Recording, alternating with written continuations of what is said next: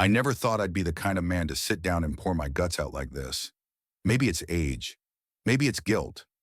Maybe it's because I've finally run out of excuses and there's no one left to lie to but myself. Her name was Claire, my wife, the woman I promised forever to. And for a while, forever actually felt possible. We had that spark, the kind people envy, the kind that made others roll their eyes when we laughed at jokes no one else understood. I used to think we were untouchable, but the thing about cracks is they don't appear all at once. They start small, hairline fractures in the glass. You don't notice them in the beginning, not until the pressure builds, until one day the whole thing shatters in your hands. It started after my promotion, a bigger paycheck, longer hours, endless late nights at the office. I told myself I was doing it for us, for her. Claire didn't complain, not at first. She even played the part of the supportive wife, leaving little notes in my briefcase.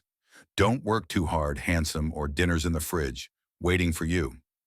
But over time, those notes stopped, and I didn't notice when. The first time I really felt something was wrong was one Thursday night. I came home past midnight, exhausted, still smelling of printer ink and stale coffee. The lights were off in the house, but her car was in the driveway. I figured she'd already gone to bed. But when I walked into the bedroom, her side was empty. Sheets cold. No note, no message on my phone. Just emptiness. She came home around 3 a.m., hair messy, makeup smudged, carrying her heels like some teenager sneaking in past curfew. When I asked her where she'd been, she said, "Out with the girls." You'd know that if you paid more attention. It stung, but I let it go. I wanted to believe her. I wanted to believe us. The next few weeks were filled with little inconsistencies. Perfume on her skin that wasn't hers. Laughter in the next room when she was just scrolling through her phone. Sudden plans with friends I'd never heard of. I chalked it up to stress, to distance, to the fact that maybe I'd been neglecting her more than I realized. Then came the night that burned into my memory like a brand. We were at a dinner party hosted by some old friends of mine. Claire looked radiant that night, the kind of beautiful that made the room dim around her. She laughed too loud at someone's joke, touched a man's arm when she didn't need to, leaned in close as if sharing secrets that weren't hers to share. And when our eyes met across the room, there was something in her expression I couldn't place. Not guilt, not shame. Something worse. Indifference. On the drive home, she barely spoke. I asked her if everything was okay. She sighed, rolled her eyes, and muttered, "Not everything's about you." That was the night I realized she was slipping away. But here's the cruel part. When you sense betrayal, you don't confront it head on. No, you doubt yourself first. You think maybe you're paranoid, maybe you're imagining things. And for weeks, I did just that. I convinced myself she still loved me, that I was just being insecure, until I found the text messages. I wasn't snooping, not really. Her phone was charging on the nightstand, buzzing like an angry bee. She was in the shower, steam rolling out from under the bathroom door. I glanced once, then twice, then I gave in. "Can't wait to see you again. Last night was perfect. When can we get away, just the two of us?" The words hit me like a freight train. My throat went dry, my chest tight. I wanted to throw the phone across the room, smash it into 1,000 pieces. Instead, I stood there paralyzed, staring at the messages while the water kept running in the bathroom. Her laughter echoed in my head, the sound of it from across that dinner table, the light in her eyes that I hadn't seen directed at me in months. She was mine. She had been mine, and now she belonged to someone else.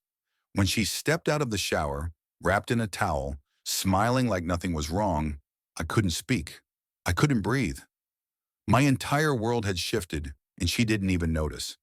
That night I lay awake beside her, listening to her steady breathing, wondering who the hell she was dreaming of. And for the first time in my marriage, I wanted to wake her up and demand the truth. But I didn't, because the truth is a funny thing. You think you want it, but once it's out, once it's spoken, you can never put it back. And I wasn't ready. Not yet. Not for the storm that was coming.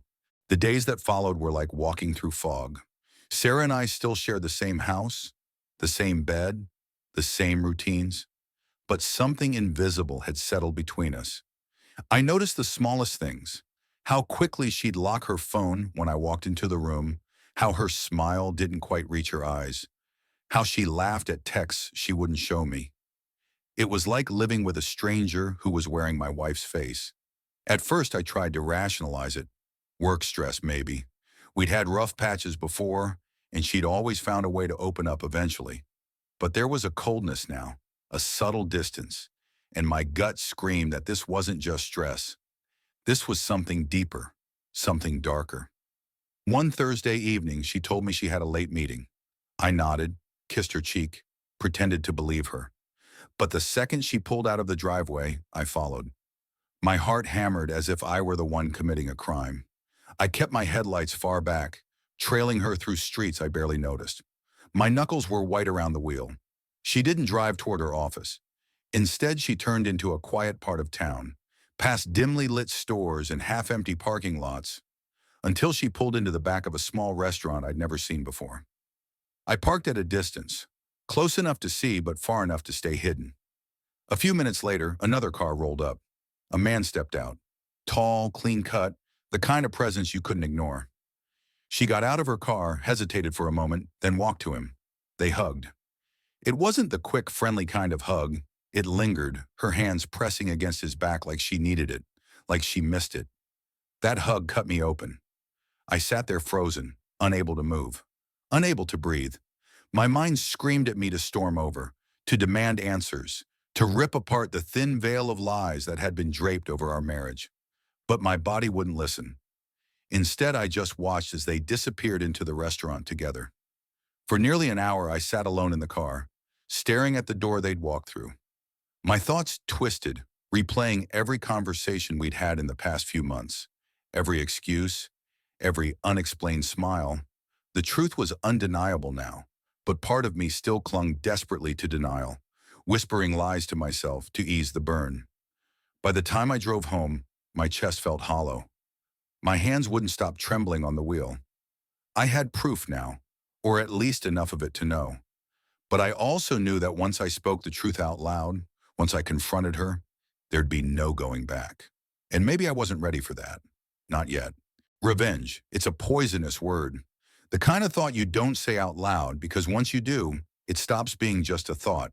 It becomes a promise. For weeks, I carried that poison inside me. Every smile of hers was fuel. Every late night, another log thrown on the fire. I kept up the act. Husband, provider, the same old me. But inside, something darker was taking root. I started watching her. Really watching. Tracking her patterns, the lies she thought were clever. A yoga class that ended past midnight. A weekend with her sister, when her sister was out of town. A sudden interest in working out, when she hadn't set foot in a gym in years. I didn't say a word. I waited. I needed proof. I needed to see it with my own eyes. That proof came on a rainy Friday night. She told me she was meeting a friend for dinner.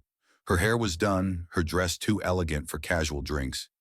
She kissed me goodbye like nothing was wrong, like she wasn't about to shatter the last pieces of what we had left. I waited 20 minutes, then followed.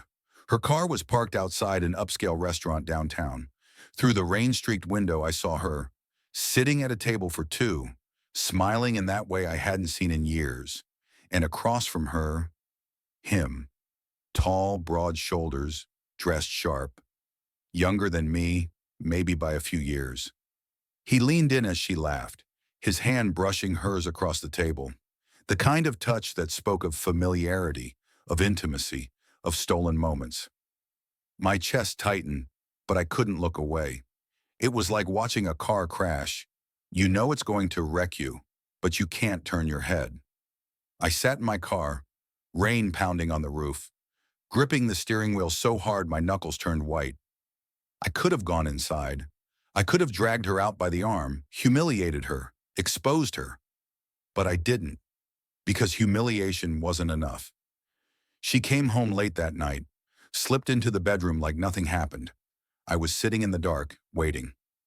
"Have fun at dinner?" I asked, my voice low, controlled. She froze, then flicked on the light. Her eyes widened just a fraction, then narrowed. "Jesus, you scared me. What are you doing sitting here? Answer the question. She tilted her head, forced a laugh. Yeah, it was fine. Why? I stood. The room felt smaller with me towering over her. Who is he? Her smile faltered. For the first time, the mask cracked.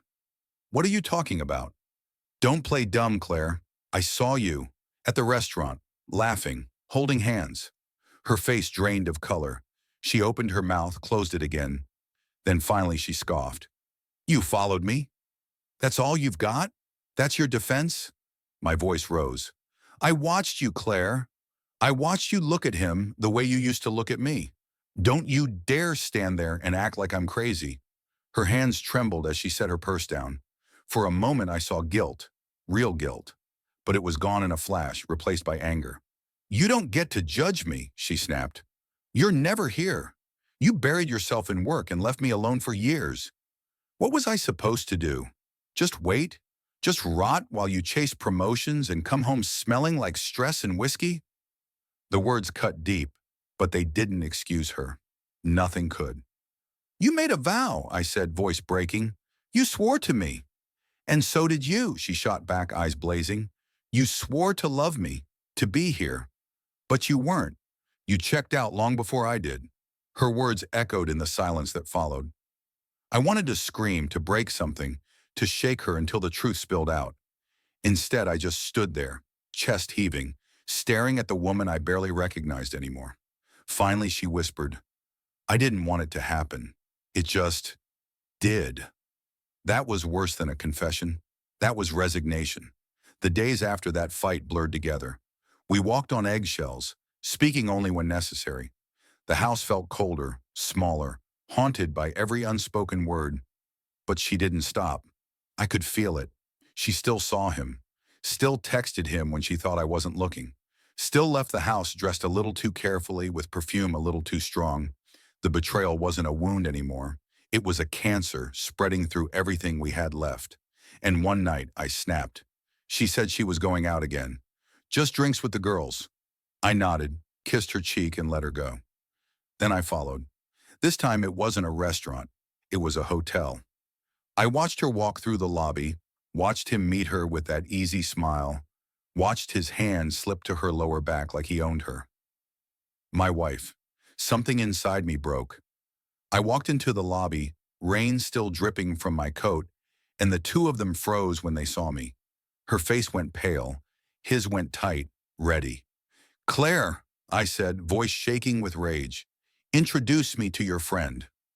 She opened her mouth, but no words came out. The man, him, stepped forward, hand outstretched, as if this was some polite business meeting. I think we should talk. The man's hand hung in the air between us, steady, confident, like he had every right to be there, like he had every right to her. I didn't shake it. I didn't move. My fists clenched at my sides, nails digging into my palms until they nearly broke skin. Talk? I finally said, voice low and sharp. You've been fucking my wife, and you want to talk? Claire stepped in quickly, panic in her eyes. Stop, both of you. This isn't the place. Her words cut deeper than any blade. Not the place, as if the betrayal wasn't the problem, just the location. People in the lobby were starting to stare. The man, taller, broader, his jaw set like granite, lowered his voice. Let's take this somewhere private, please? For a split second, I considered breaking his jaw right there. But the humiliation on Claire's face, the whispers of strangers around us, it stopped me. Barely. So I turned, walked out into the rain, and let them follow. We ended up in the hotel parking garage, shadows stretching long under the flickering fluorescent lights. The air smelled of wet asphalt and exhaust fumes. All right, I said, spinning on them. Let's hear it. Who the hell are you? He glanced at Claire before answering. My name's Ryan. His voice was calm, steady, like a man used to control. And this, it wasn't supposed to happen. I laughed bitterly. That's the line, huh? It wasn't supposed to happen. Funny how it always does. Claire reached for me. Please, just listen. I jerked away. Don't touch me. My voice cracked. You don't get to touch me. Ryan took a step forward, hands raised. Look, I'm not here to fight you. I care about Claire, but I don't want to destroy your life. This, this is between you two, not me. His words twisted in my gut. Care about Claire, said with such casual certainty, like he had any right to her heart, to her body, to our history. I stepped closer, inches from his face. You already destroyed my life. His eyes didn't flinch. He just looked at me with something worse than arrogance. Pity. That nearly broke me. We didn't fight that night. We didn't scream until security dragged us away. Number. It was quieter than that. Worse than that. Claire drove home with me in silence, her hands trembling on the wheel. I stared out the window, watching the city lights smear across the glass like smudged paint. When we got home, she finally spoke. I didn't want you to find out like this. I turned on her, rage boiling over. Oh, so what? You wanted to keep sneaking around? Keep fucking him in hotel rooms while I sit at home thinking you're with your friends? Tears welled in her eyes, but they didn't move me. Not anymore. It wasn't supposed to be serious, she whispered. At first it was just attention. He listened to me. He was there when you weren't. I laughed, hollow. And now? She didn't answer. Her silence was enough. The days that followed were hell. She didn't stop seeing him. She didn't even try to hide it anymore. The texts, the late nights, the excuses, they all blurred into one giant middle finger aimed straight at me. I tried everything. Reasoning, begging, threatening. She met it all with coldness, or worse, indifference. At work, I was a ghost. At home, I was an intruder. And Ryan? He wasn't just some fling. He was there. He was real. He started showing up in places he didn't belong. Our neighborhood, our favorite coffee shop, even the goddamn grocery store. Always polite, always calm, like he was testing how far he could push me before I snapped. One night, I caught Claire on the phone with him in our bedroom. She didn't even lower her voice. I can't keep this up much longer, she said softly. He's breaking. I can see it, but I don't know how to end it. My chest caved in. I stood outside the door, trembling, listening to my wife whisper about me like I was some sick dog she couldn't bear to put down. When she hung up, I walked in. She flinched, guilt flashing across her face. How long? I asked, my voice a whisper. She stared at me, lips parted, searching for an answer she didn't have. How? Long. Finally, she whispered, almost a year. The air left my lungs. Almost a year. While I worked late, while I paid the bills, while I thought we still had a chance, she had been living a double life. I didn't hit her. I didn't scream. I just walked out. The night swallowed me, cold and merciless. But here's the thing about pain. It doesn't kill you right away. It festers. It grows. It turns you into something you don't recognize. I stopped eating, stopped sleeping. My reflection in the mirror was hollow-eyed, gaunt, a man circling the drain. But beneath it all, one thought pulsed steady, undeniable. I couldn't just let this go. I couldn't let them win. And as I lay awake one night, staring at the ceiling while Claire slept peacefully beside me, I realized something terrifying. This wasn't about saving my marriage anymore. It was about destroying theirs before it began. People say revenge doesn't fix anything, that it leaves you empty. They're wrong. Revenge doesn't leave you empty. It fills you. It gives you purpose when everything else has been stripped away. For weeks, I played the part of the broken husband, silent, withdrawn, watching. Claire thought I was fading, crumbling into dust while she and Ryan built their perfect little fantasy. She mistook my quiet for surrender. But silence is just patience with teeth. It started with information. I followed Ryan. Not just once, but every chance I got. I learned his patterns, his routines. He wasn't some random fling. He had a life, a job in finance, an apartment in the city, friends who thought he was charming. I dug deeper. His record wasn't clean. A DUI from a few years back. A messy breakup with another woman who accused him of cheating. A gambling habit he kept under wraps.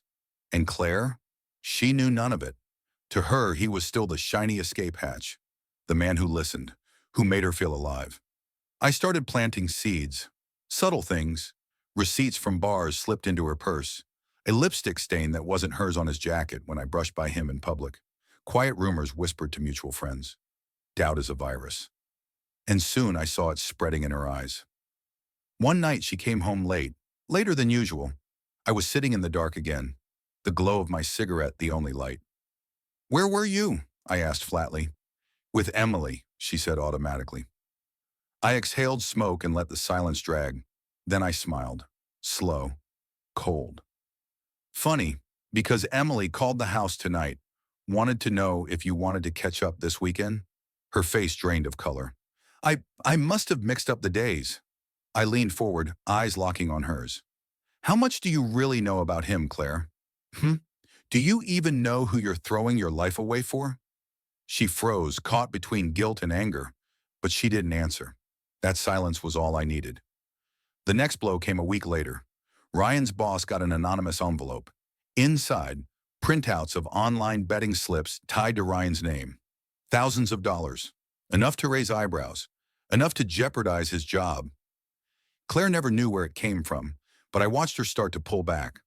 I saw the hesitation in her eyes when his name lit up her phone, the way she questioned him a little too sharply, the cracks I had ignored for so long in my own marriage.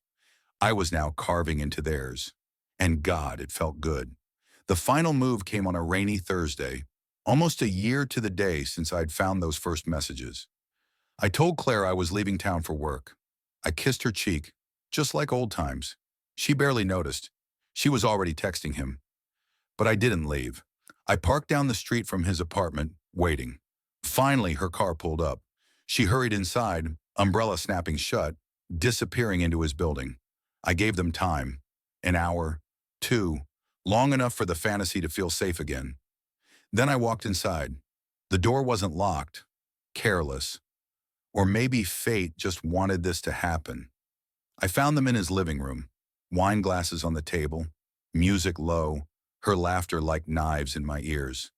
They didn't notice me at first, too wrapped up in each other. When they finally saw me, the room froze. Claire gasped, hand flying to her mouth. Ryan stood, shoulders squared. "What the hell are you doing here?" he demanded. I smiled, calm, cold. Just wanted to see how the happy couple was doing. Claire's voice shook. "You need to leave. Please, just go." But I didn't move. I just looked at her. Really looked. At the woman I had once loved more than life itself. At the stranger she had become. "You threw it all away," I said softly. "For this." Ryan stepped forward, trying to play the protector. "That's enough. You need to go before this gets ugly." I laughed, a hollow, broken sound. "Oh, Ryan, it's already ugly." I pulled the envelope from my coat pocket and tossed it onto the table. Photos, documents, proof of his gambling debts, his ex's accusations, the job now hanging by a thread. Claire's hands trembled as she opened it. Her eyes widened, darting between me and him. "What is this?" she whispered. "The man you're so in love with," I said. "The man you destroyed our marriage for. That's who he really is." Ryan cursed under his breath, snatching the papers away. But the damage was done. The doubt was planted. The cracks were splitting wide open. Claire looked at him, betrayal dawning in her eyes. The same betrayal I had lived with for months. And in that moment, I felt it. Victory. I didn't wait for the fight. I didn't wait for the screaming match that I knew was coming. I just turned and walked out into the rain, the sound of their voices rising behind me. For the first time in a long time, the weight on my chest lifted. Not gone, not healed, but lighter. People will tell you revenge is poison, that it destroys you from the inside out. But standing there in the rain, cigarette in hand, I realized something else.